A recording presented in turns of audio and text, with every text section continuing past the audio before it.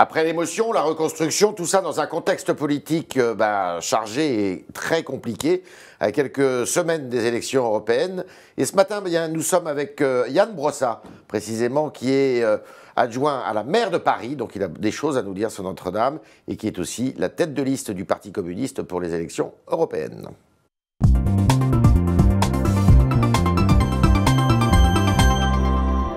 Yann Brossat, bonjour. Bonjour. Des critiques commencent à naître là sur les donations qui sont faites justement pour la reconstruction de Notre-Dame en disant ce sont des pierres, on arrive à donner de l'argent à des pierres et alors qu'on est dans une crise sociale importante et là pour le coup les donateurs se font beaucoup plus timides. Vous partagez ces critiques ? Je les comprends en tout cas, j'aimerais qu'on soit aussi mobilisé pour les vivants que pour les pierres. Simplement, moi, je trouve que la réaction de la société française de manière générale, au-delà même de la société française d'ailleurs, voir des milliers de donateurs se manifester, je trouve ça plutôt positif. Simplement, je ne voudrais pas que les gros dons fassent effacer les petits dons. Il y a beaucoup de gens qui ont donné. Et il n'y a pas de grands donateurs et de petits donateurs. Il y a simplement des gens qui sont attachés à leur patrimoine et qui veulent y contribuer. Et je trouve que c'est une réaction plutôt saine et plutôt belle. Un choc, cet incendie de Notre-Dame Oui, bien sûr, parce que comme tous les Français, je suis profondément attaché à Notre-Dame. C'est un fil qui nous rattache à notre propre histoire.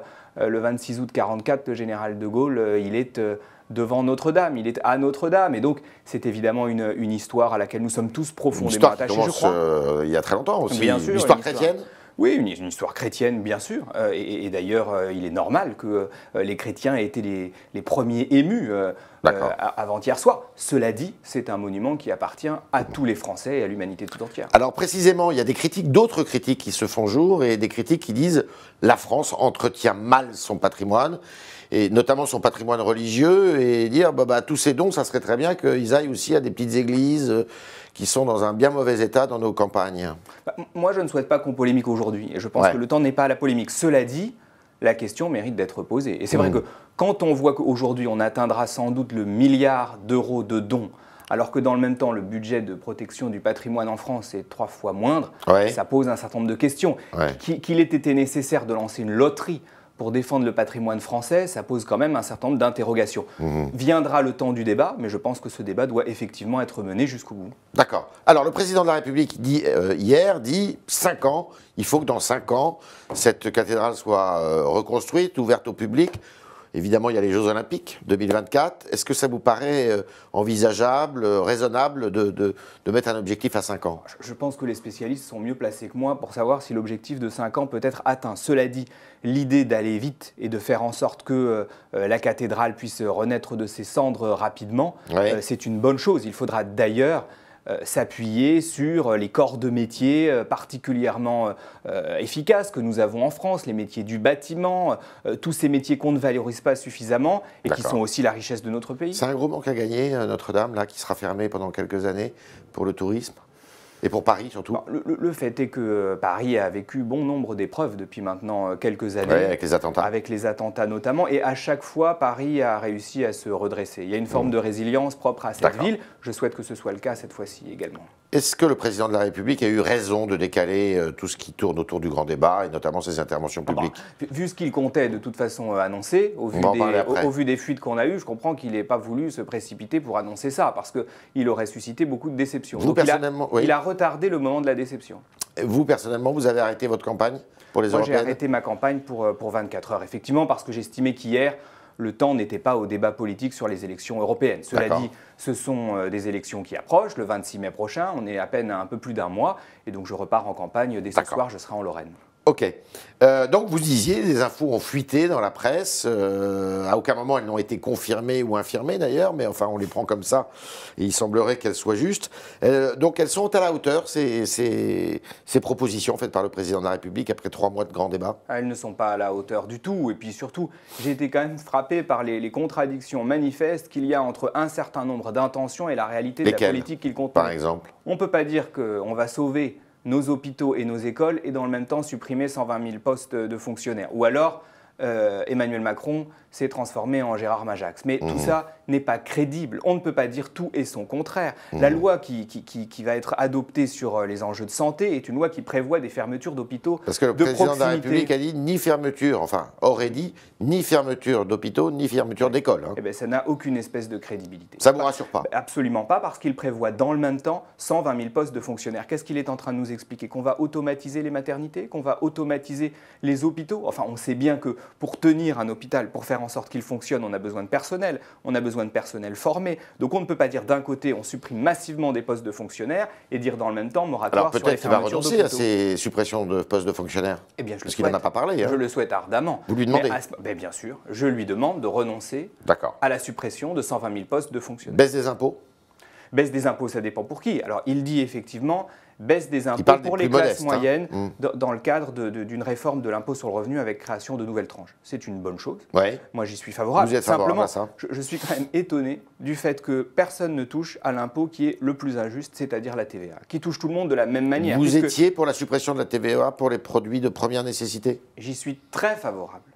Et comment faire la distinction entre les gens modestes et les gens moins modestes, du coup? Chaque impôt a son rôle, mais en tout cas, la TVA, notamment sur un certain nombre de produits, je pense à l'électricité, je pense au gaz, je pense aux billets de train, devrait être une TVA à 0%. Après, le rôle de l'impôt sur le revenu, c'est de faire de la redistribution des richesses et notamment d'aller prendre l'argent là où il est, du côté des hauts revenus. Alors, il est question d'une introduction d'une dose de proportionnelle. On était parti dans le projet de réforme de 15%. Ça pourrait être 25%, si j'ai bien compris. C'est suffisant? C'est ce que ça vous convient, ça? Le Parti communiste est favorable à la proportionnelle intégrale. Aux élections législatives. Cela dit, ça va dans le bon sens. C'est bien la seule promesse qu'il aura tenue. D'accord. Avec la suppression de l'ISF. Avec la suppression de l'ISF.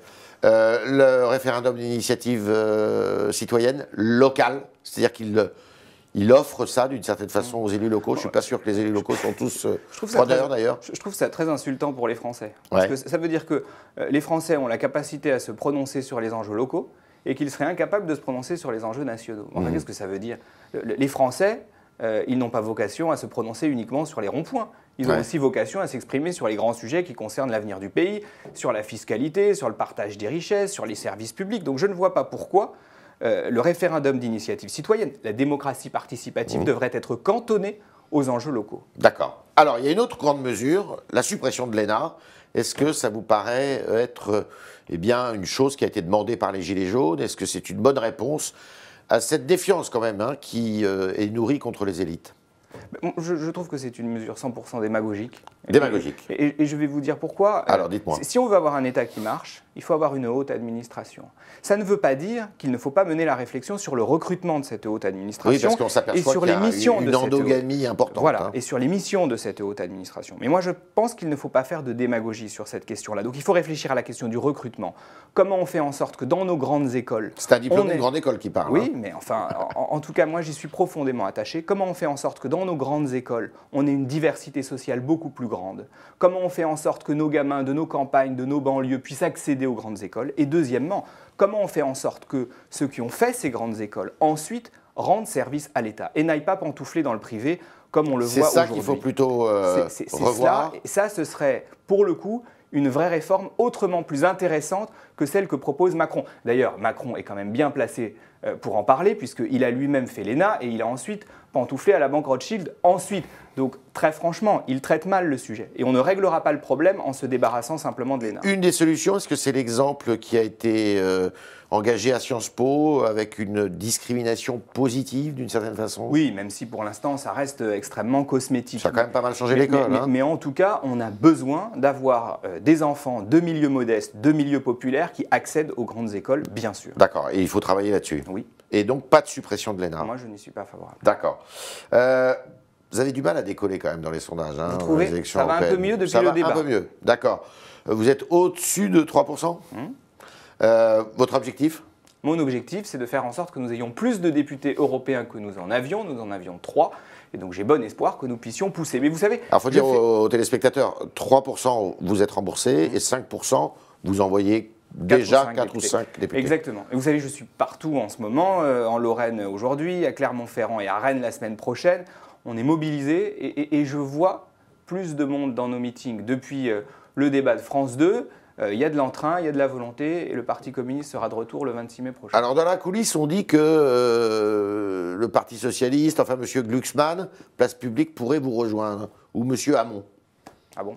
Non. Vous savez, je dépose on dit qu'il y a des négociations. Je déposerai ma liste le 23... oui, je dément. Je déposerai ma liste le 23 avril prochain. C'est par ailleurs le jour de mon anniversaire, donc je m'en souviens. D'accord. Et on aura la vérité des prix le 23 avril. Moi, j'aurais été favorable à ce que nous puissions nous rassembler, notamment avec Benoît Hamon. Benoît Hamon a souhaité... Vous l'avez approché quand même. Oui, bien sûr. Il a souhaité poursuivre son propre chemin. La situation est la suivante et donc j'en prends acte. Voilà, ça ne nous empêchera pas, après les élections européennes, de continuer à travailler ensemble. Vous arrivez avec Jean-Luc Mélenchon aussi, parce que lui aussi a décidé très tôt de partir seul en campagne. Il va bien falloir à un moment donné qu'on puisse à nouveau se parler. Parce que si on veut que la gauche regagne un jour le pouvoir national, il va bien falloir qu'elle se rassemble. Ça sera après les européennes. Ce sera après les européennes, mais il faudra le faire. Vous arrivez à financer votre campagne, parce que tous les partis, quels qu'ils soient, à part le parti du président de la République, a bien du mal à trouver de l'argent. Oui, parce que nous avons une banque magnifique, ça s'appelle les militants du Parti communiste français et leurs élus, qui font des prêts. Ça suffit à votre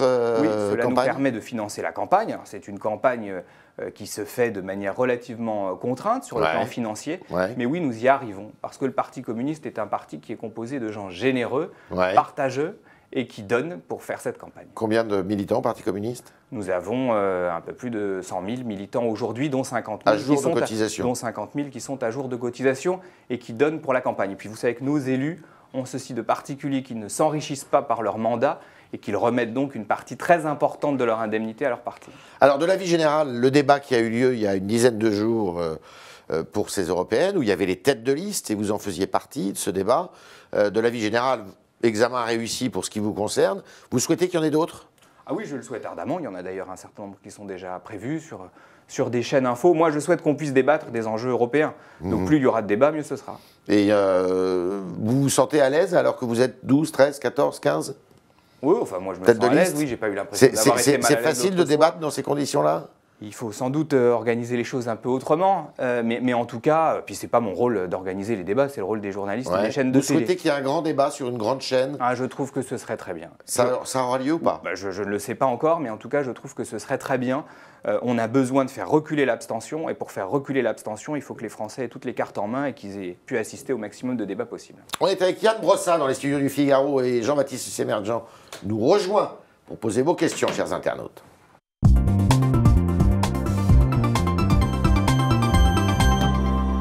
Jean-Baptiste, bonjour. Bonjour Yann Brossat. Bonjour. Une première question, une première réaction de MAP. Selon MAP, MAP vous critique et critique vos déclarations au sujet de Notre-Dame car vous vouliez raser le Sacré-Cœur. Non. Alors, c'est un sujet qui revient. Mal informé. Non. Il y a 4 ans ou 5 ans, un journaliste m'avait dit quel monument de Paris vous n'aimez pas. Et j'ai répondu que je n'aimais pas le Sacré-Cœur. Non pas parce que je trouve que c'est un monument qui serait laid, mais parce que c'est un symbole, le Sacré-Cœur. Il a été construit pour expier les péchés des communards. Donc voilà ce que j'ai répondu. J'ai jamais voulu raser le Sacré-Cœur. Il peut relire mon programme des élections municipales. Un lieu de vie. J'avais dit, non mais on m'avait dit, si vous aviez une baguette magique, qu'en feriez-vous? J'ai répondu à la question. Je ne veux pas raser le Sacré-Cœur. D'ailleurs, je suis élu du 18e arrondissement et je sais suffisamment à quel point les touristes y sont attachés. On reste sur le sujet de Notre-Dame de Paris. Babineau vous demande si vous regrettez d'avoir mis en cause le manque de solidarité des grandes fortunes qui se mobilisent aujourd'hui pour justement la reconstruction de Notre-Dame de Paris. Non. Je maintiens tout à fait qu'on aurait besoin de mettre à contribution les grandes fortunes, pas seulement pour protéger le patrimoine, mais pour protéger les vivants, et notamment ceux qui souffrent tous les jours d'injustice sociale. Alors, ces donations-là, il ne faut pas non plus, faut dire toute la vérité, il y a des ristournes fiscales qui les accompagnent. Vous trouvez que c'est normal? D'ailleurs, on en discute, je crois, au Conseil des ministres ce matin.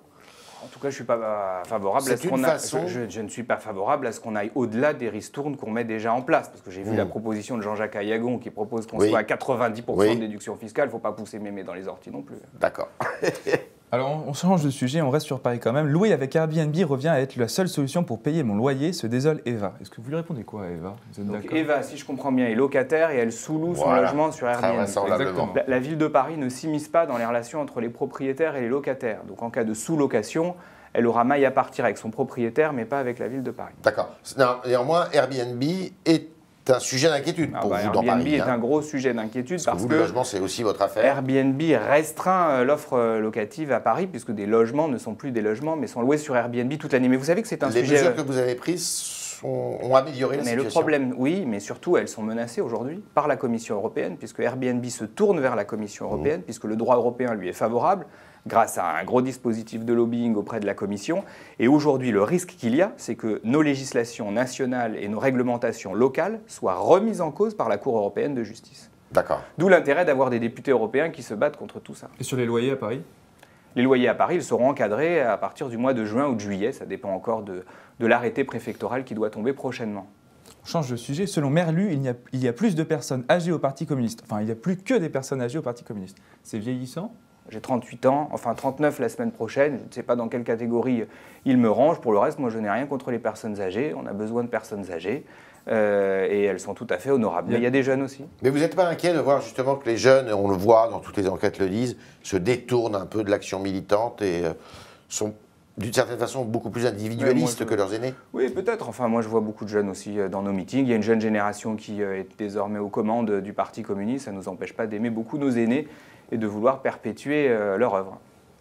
Le sujet, c'est Thierry. Thierry vous reproche d'être continuellement contre les propositions de loi. Est-ce que vous comprenez cette lassitude? Il parlait de la loi Blanquer, spécialement. Je suis très pour les propositions de loi que déposent les parlementaires de mon groupe, notamment la taxation à la source des multinationales, par exemple. Pour le reste, je suis assez hostile à la politique du gouvernement. Enfin, je suis y dans compris M. Blanquer sur le front de l'enseignement. Oui, et d'ailleurs, je vois la mobilisation importante des enseignants depuis quelques semaines. Moi, j'en ai un peu marre de cette suspicion qu'on instille en permanence contre les enseignants, cette espèce de discipline qu'il veut instituer, empêchant de fait les enseignants d'exprimer leur avis, leurs opinions.